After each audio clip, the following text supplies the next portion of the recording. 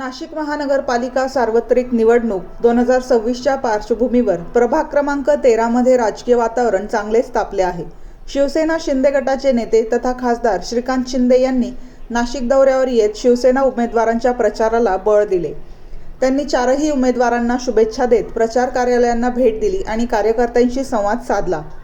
यावेळी माजी आमदार नितीन भोसले यांनी भाजप उमेदवारांवर जोरदार टीका करत शिवसेनेच्या अधिकृत उमेदवारांना प्रचंड मतांनी विजयी करण्याचे आवाहन केले। जुन्या नाशिकच्या विकासासाठी शिवसेनाच खरा पर्याय असल्याचा त्यांनी ठाम दावा केला। प्रभाग क्रमांक 13 मधील उमेदवारांची माहिती पोस्टरद्वारे जाहीर करण्यात आली असून अ गटातून भोसले रश्मी सचिन, ब गटातून मोरे सुवर्णा सचिन, क गटातून डोके दीपक रंगनाथ आणि ड गटातून मोरे गणेश चंद्रकांत हे उमेदवार रिंगणात आहेत।